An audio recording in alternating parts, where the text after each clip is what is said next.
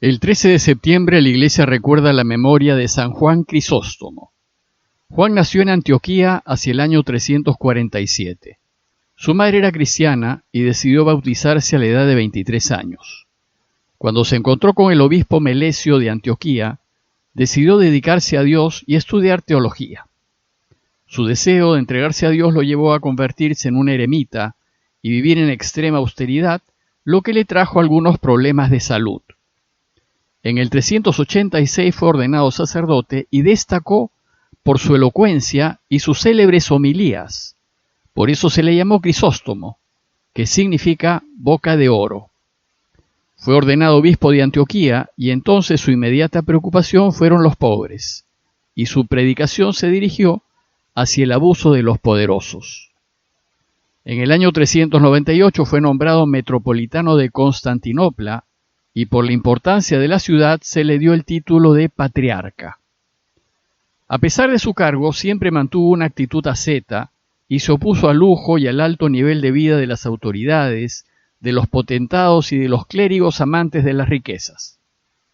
Esto le ganó las críticas de muchos, y en particular de la esposa del emperador, y fue enviado al exilio. Posteriormente fue reinstalado, pero pronto vuelto a exiliar, y fue en este último viaje cuando falleció. Pío V lo declaró doctor de la Iglesia y junto con Atanasio, Basilio el Grande y Gregorio Nacianceno, es considerado uno de los 4 padres de la Iglesia de Oriente. Y ahora, retomando la lectura del día, en este lunes de la 24ª semana del tiempo ordinario, el texto que toca es el de Lucas 7, 1 al 10. En aquel tiempo, cuando terminó Jesús de hablar a la gente, entró en Cafarnaúm. Un centurión tenía enfermo, a punto de morir, a un criado a quien estimaba mucho.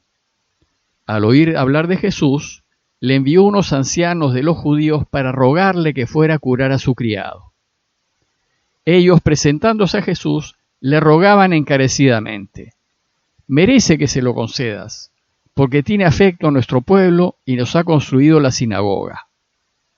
Jesús se fue con ellos, no estaba lejos de la casa, cuando el centurión le envió unos amigos a decirle: «Señor, no te molestes, no soy yo quien para que entres bajo mi techo.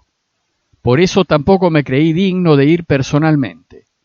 Dilo de palabra, y mi criado quedará sano. Porque yo también vivo bajo disciplina y tengo soldados a mis órdenes. Y si le digo a uno ve, va. Y si le digo al otro ven, viene. Y si a mi criado le digo haz esto, lo hace».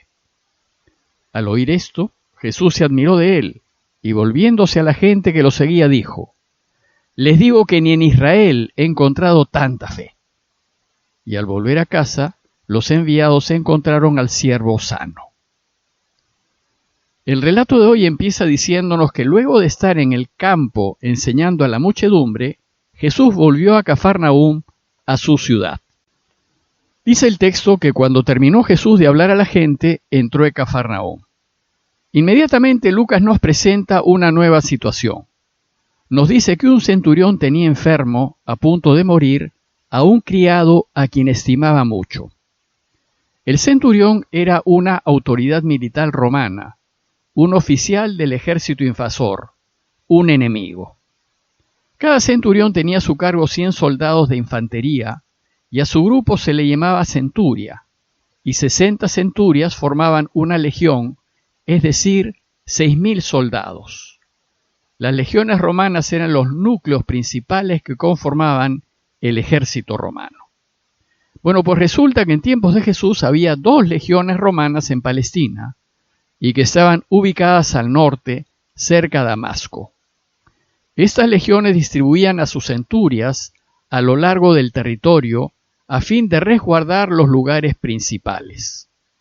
El ejército romano hacía rotar a los centuriones por diversas regiones para que ganen experiencia y no se apeguen a un lugar en particular. En Cafarnaúm parece que había una centuria que se encargaba de cuidar un camino romano principal que se llamaba Vía Maris y que unía Egipto con Damasco y que pasaba muy cerca de Cafarnaúm. Probablemente el campamento de la centuria quedaba al lado de Cafarnaúm. Los centuriones eran autoridades importantes y con frecuencia eran muy bien pagados. Solían ser ricos y contar con siervos que los atendían, además de contar con una guardia personal. Bueno, pues resulta que el centurión del relato de hoy tenía criados, y uno de ellos, a quien el centurión apreciaba mucho, estaba muy enfermo. La preocupación del centurión por su siervo nos muestra a un romano de buen corazón. Probablemente este centurión había escuchado de Jesús, pues vivía cerca de Cafarnaúm, y seguramente estaba al tanto de sus movimientos, ya que su responsabilidad era resguardar la zona. Dice el relato que al oír hablar de Jesús, probablemente al oír que había vuelto a casa, le envió unos ancianos de los judíos para rogarle que fuera a curar a su criado. Lo curioso es que no va él mismo, ni envía soldados romanos a que lo traigan, como tal vez otros centuriones hubiesen hecho, teniendo la fuerza de su lado. Envía más bien a unos ancianos judíos para pedirle un favor a Jesús. Y tal vez para que Jesús no se sienta presionado. Dice el texto que los judíos le rogaban encarecidamente. Esto también es extraño porque los judíos, por lo general, detestaban a los romanos. Más aún en Galilea, en donde existía un movimiento terrorista violento llamado Celotas, cuyo objetivo era echar a los romanos por la fuerza. El ruego de los judíos era de gratitud. Le dicen: merece que se lo concedas porque tiene afecto a nuestro pueblo y nos ha construido la sinagoga. Sin duda se trata de un romano bueno, pues hasta los mismos judíos reconocen que tiene aprecio por el pueblo de Israel. Además, la sinagoga de Cafarnaúm, esa del primer siglo que Jesús conoció y en la que enseñaba, había sido construida por este centurión romano. El haber pagado la construcción demuestra que era un centurión rico y generoso. Jesús pues no duda e inmediatamente se va con ellos dispuesto a curar al siervo del centurión. Jesús no solo estuvo movido por la gratitud, sino porque no hacía distinción de personas. Él ayudaba tanto al rico como al pobre, tanto al justo como al pecador, tanto al judío como al extranjero, tanto al amigo como al enemigo. Por ayudar al enemigo probablemente no fue bien visto por los celotas. Sabemos que Jesús tenía enemigos por todos lados. Bueno, pues el relato nos dice que faltando poco para llegar a casa del centurión, éste le envió unos amigos a decirle: Señor, no te molestes en venir. No soy yo quien para que entres bajo mi techo, por eso tampoco me creí digno de ir personalmente a buscarte. Como el centurión era extranjero y jefe del ejército de ocupación, prudentemente decidió no presentarse directamente, y más bien, para ser un invasor, muestra una humildad sorprendente, mandándole decir: no me creí digno de venir personalmente a buscarte. Todos estos pequeños detalles que nos relata Lucas nos muestran a un romano sencillo, preocupado, respetuoso, generoso y bueno. Pero además le dice otra cosa: no soy yo quien para que entres bajo mi techo. Aquí el romano se pone en el lugar de Jesús. Él sabía que las leyes religiosas de Israel decían que si un judío entraba en casa de un romano quedaba contaminado, legalmente contaminado. Y el judío tenía que hacer una serie de lavados y ritos de purificación a fin de recuperar su recta relación con Dios. El gesto del centurión, pues, lo retrata como una delicadeza y una sensibilidad únicas, ya que en vez de emplear la fuerza e imponer su autoridad, pide favores y se preocupa de no causar molestias. Solo le pide que desde donde esté lo cure con su palabra. Dice el relato que los amigos le transmitieron el siguiente mensaje: dilo de palabra, y mi criado quedará sano, porque yo también vivo bajo disciplina y tengo soldados a mis órdenes, y si le digo a uno ve, va, y si le digo al otro ven, viene, y si a mi criado le digo haz esto, lo hace. Este mensaje recoge lo que ya comentamos en alguna oportunidad anterior, la creencia en que la enfermedad era causada por malos espíritus, y entonces la curación consistía en echar a esos malos espíritus para que el enfermo recupere la salud. El centurión, pues, solo le pide a Jesús que ordene al mal espíritu que deje libre a su criado, totalmente convencido del poder de Jesús sobre las fuerzas del mal. Por eso, como el mismo centurión hace cuando da órdenes, si Jesús dice al mal espíritu que se vaya, se irá. Y si dice que venga, vendrá. Y si le dice que haga esto, lo hará. El relato termina con el asombro de Jesús.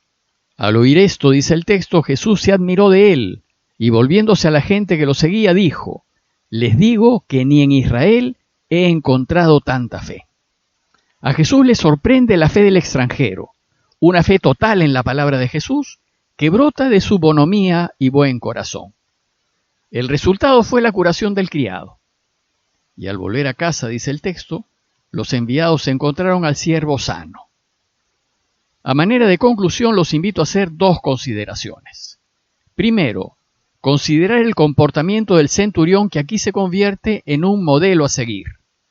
Pues a veces, cuando tenemos autoridad, nos creemos con derecho a exigir sin considerar nuestros modos y formas, y olvidar que el dependiente, el que sirve, también es persona, tiene sentimientos y es sensible.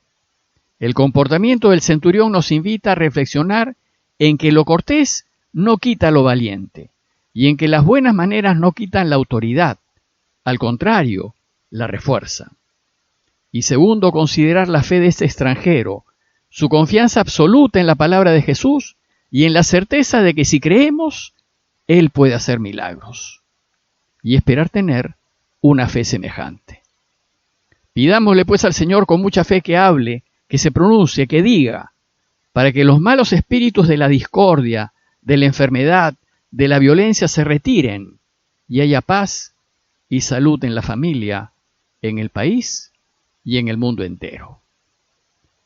Parroquia de Fátima, Miraflores, Lima.